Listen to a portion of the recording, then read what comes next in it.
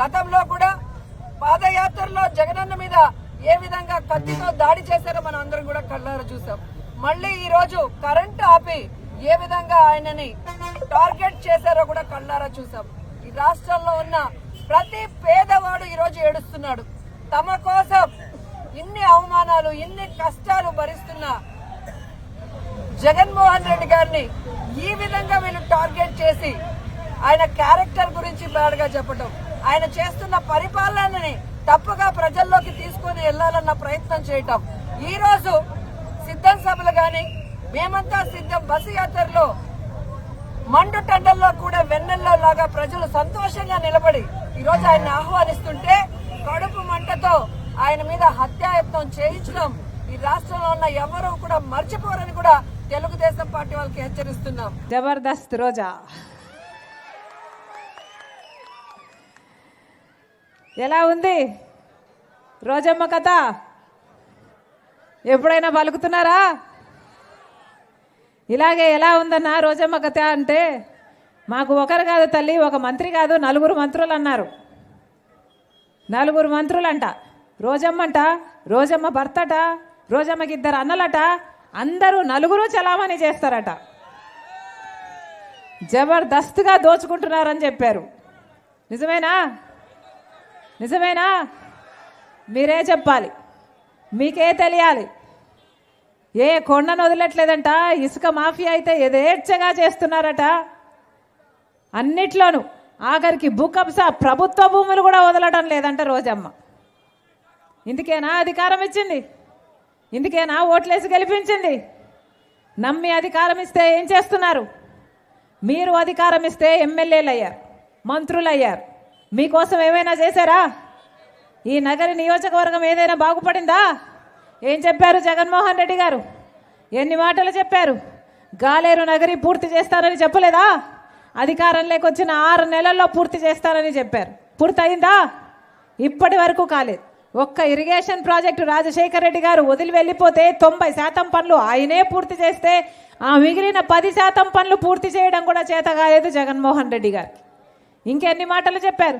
Sugar ఫ్యాక్టరీలు అన్నారు, industrial corridor అన్నారు, పవర్ లూమ్ల కోసం 500 యూనిట్లు ఫ్రీ అన్నారు. ఎన్ని మాటలు చెప్పారు? ఒక్క మాట అయినా నిలబెట్టుకున్నారా? ఏమన్నా ఒక్క మాట అయినా నిలబెట్టుకున్నారా? మరి ఎందుకు ఇచ్చినట్టు అధికారం వీళ్ళకి? మరి రోజమ్మ మీ హక్కుల కోసం, వాళ్ళు ఇచ్చిన వాగ్దానాలు నిలబెట్టుకోవడం కోసం ఒక్కసారైనా మీ మధ్యకు వచ్చి పోరాటాలు చేశారా? ఒక్కసారైనా నిలదీశారా? మాకు ఎందుకు చేయడం లేదు అని అసెంబ్లీలో మాట్లాడారా?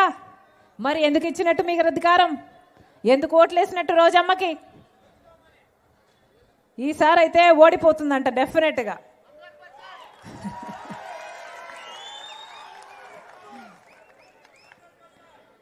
వస్తారు వైసీపీ నాయకులు, డబ్బులు తీసుకొని వస్తారు. టీడీపీ నాయకులు కూడా డబ్బులు తీసుకొని వస్తారు. అవునా? ఎంతట్టున్నారు ఓటుకి? 5 వెరీ గుడ్. ఎంత ఇస్తే అంత తీసుకోండి, దంచి వసూలు చేయండి. మీ డబ్బులే. మీరు అధికారం ఇస్తే మీకు సేవలు చేయడం పోయి ఇసుక మాఫియా, ఈ దందాలు ఇలాంటివి చేసి సంపాదించుకున్న డబ్బులే, మీ డబ్బులే. ఎన్ని డబ్బులు ఇచ్చినా తీసుకోండి, కానీ ఓటు ఎవరికి వేస్తున్నామని మాత్రం మీరు ఆలోచించాల్సిన అవసరం ఉంది. ఓటు మాత్రం మీ మనస్సాక్షి ప్రకారం వేయండి. ఎందుకంటే ఓటు వేస్తే అది మీ భవిష్యత్తే కాదు, మీ బిడ్డల భవిష్యత్తును కూడా అఫెక్ట్ చేస్తుంది. అందుకే ఆలోచన చేసి ఓటు వేయండి. 5 సంవత్సరాల ముందు చంద్రబాబు గారు ముఖ్యమంత్రి, ఇప్పుడు 5 సంవత్సరాలు జగన్మోహన్ రెడ్డి గారు ముఖ్యమంత్రి.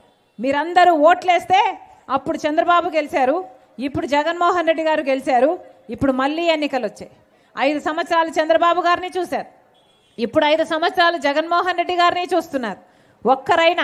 ఒక్కరైనా మన ఆంధ్ర రాష్ట్రానికి ప్రత్యేక హోదా ఎంత ముఖ్యమో అని తెలిసి కూడా ఒక్కరైనా పోరాటం చేశారా అధికారంలో ముఖ్యమంత్రులుగా ఉండి? మొదట చంద్రబాబు గారు ఏం చెప్పారు? చంద్రబాబు గారు మాకు 10 ఏళ్ళు సరిపోదు, మోడీ గారు 10 ఏళ్ళు ఇస్తామంటే మాకు 10 ఏళ్ళు సరిపోదు, 15 సంవత్సరాలు కావాలి ప్రత్యేక హోదా అన్నారు. వాళ్ళతో పొత్తు పెట్టుకున్నాడు. పొత్తు పెట్టుకున్నాక వాళ్ళ మంత్రి పదవులు ఇస్తే మంత్రి పదవులు కూడా తీసుకున్నారు. ఆఖరికి చూస్తే ఏమైంది, ముఖ్యమంత్రి అయిన తర్వాత ఒక్కసారైనా మళ్ళీ ప్రత్యేక హోదా ఊసు తీశాడా చంద్రబాబు గారు? ఊసరు వల్లిలా మారారు. అసలు ప్రత్యేక హోదా అవసరమే లేదన్నట్టుగా మారిపోయాడు చంద్రబాబు గారు. అప్పుడు ప్రతిపక్ష నాయకుడిగా ఉన్నది జగన్మోహన్ రెడ్డి గారు. జగన్మోహన్ రెడ్డి గారు ప్రతిపక్ష నాయకుడిగా చంద్రబాబు గారిని తిట్టిపోశారు. ప్రత్యేక హోదా గురించి ఎందుకు కొట్లాడడం లేదని గారు.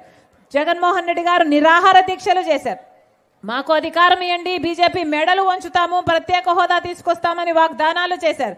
ఆఖరికి జగన్మోహన్ రెడ్డి గారు మూకుమ్మడి రాజీనామాలు చేద్దాం రండి అని చంద్రబాబు గారిని కూడా రమ్మన్నారు.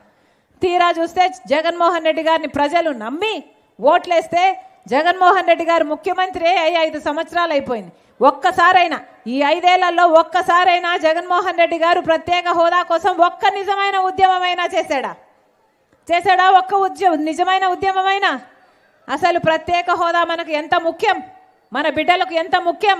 ప్రత్యేక హోదా మనకు వస్తే ప్రతి నియోజకవర్గానికి ఒక 100 పరిశ్రమలు వస్తాయి. ప్రతి నియోజకవర్గంలో ఒక 100 కొత్త పరిశ్రమలు వస్తే మన బిడ్డలకు ఎన్ని ఉద్యోగాలు వస్తాయి, ఎంత అభివృద్ధి జరుగుతుంది. మన రాష్ట్రం ఎక్కడికో వెళ్ళిపోయేది. పక్కన కర్ణాటక కాదు, చెన్నై కాదు, తెలంగాణలో కాదు, ఇలాంటి ఎన్నో దాటుకుంటూ వెళ్ళిపోయేది ఆంధ్రప్రదేశ్. కానీ వచ్చిందా ప్రత్యేక హోదా? ఇప్పుడు ప్రతిపక్షంలో ఉన్న చంద్రబాబు గారు పట్టించుకోవడం లేదు, అధికారంలో ఉన్న జగన్మోహన్ రెడ్డి గారు పట్టించుకోలేదు. ఎందుకంటే బీజేపీతో వాళ్ళకు దోస్తీ ముఖ్యం కాబట్టి.